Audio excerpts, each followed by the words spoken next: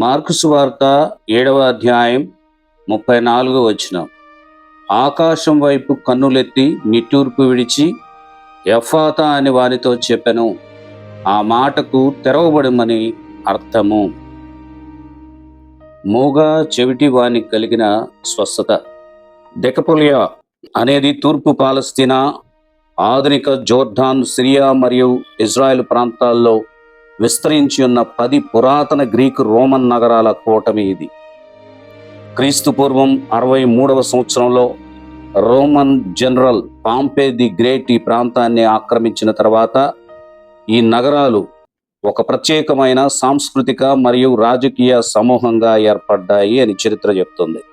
నగరాల యొక్క సమూహాలు గెరాసా, ఫిలదెల్ఫియా, సితోఫోలిస్, గడారా, పెల్లా, హిప్పోస్, డయాన్, కెనాతా, అబిలా మరియు డమస్కస్. వీటిలో స్కితోపోలిస్, హిప్పోస్ నగరాలు ఇజ్రాయెల్లో ఉండగా మిగిలినవి జోర్దాను, సిరియా దేశాల్లో ఉన్నాయి అని మనకు చరిత్ర చెప్తుంది.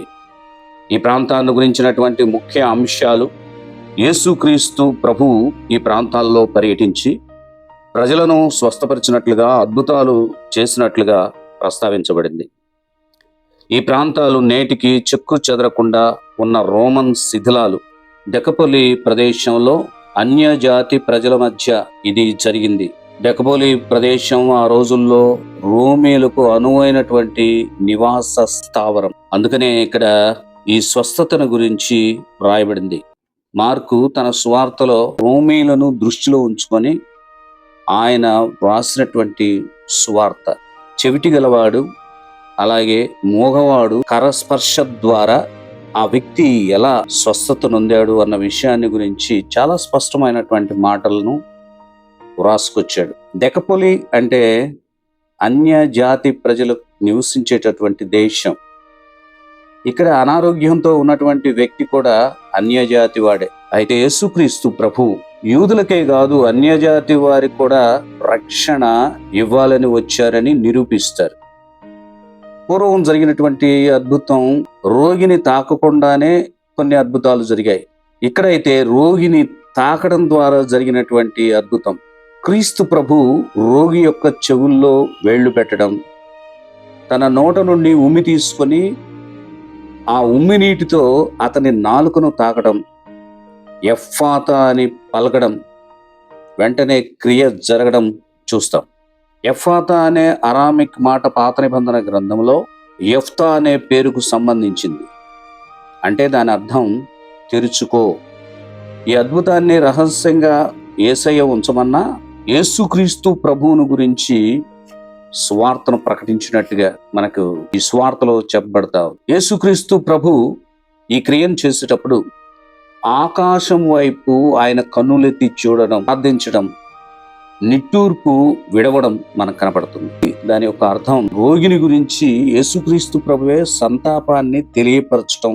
క్రీస్తు ప్రభుని యొక్క కృప వల్ల రోగి పరిపూర్ణ ఆరోగ్యం పొందుకోవడం మనం చూస్తాం. ఈ అద్భుతానికి సంకేతమైనటువంటి భావం కూడా ఉంది. అన్యజాతి ప్రజలు ఇంతవరకు దేవుణ్ణి గూర్చి వినలేని చెవిటి వారిలా ఉన్నారు. దేవుని స్తుతించలేని మూగవారిలాగా ఉన్నారు. కానీ ఇప్పుడు దేవుని గురించి తమ చెవులతో వింటారు, ఆయన గురించి తమ నాలుకతో స్తుతిస్తారు.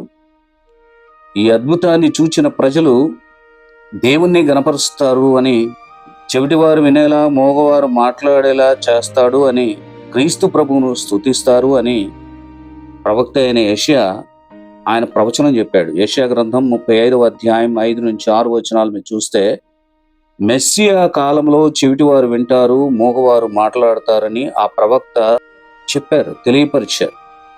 ఆ ప్రవచనం యొక్క నెరవేర్పు యూదుల పట్ల, ఇప్పుడు అన్యజాతి వారి పట్ల కూడా నెరవేరినట్టుగా మనకు కనపడుతుంది. క్రీస్తు ప్రభు చేసినటువంటి అద్భుతాన్ని అక్కడ ప్రజలందరూ ప్రకటించారు. తొలినాటి వేద బోధకులు చేసినటువంటి బోధకు సువిశేషాన్ని ప్రకటించటం అని పేరు. మార్క్ అయితే సమాజంలో యూదుల కంటే అన్యజాతి వారే ఎక్కువగా వేదబోధ చేశారని ప్రకటన చేశాడు.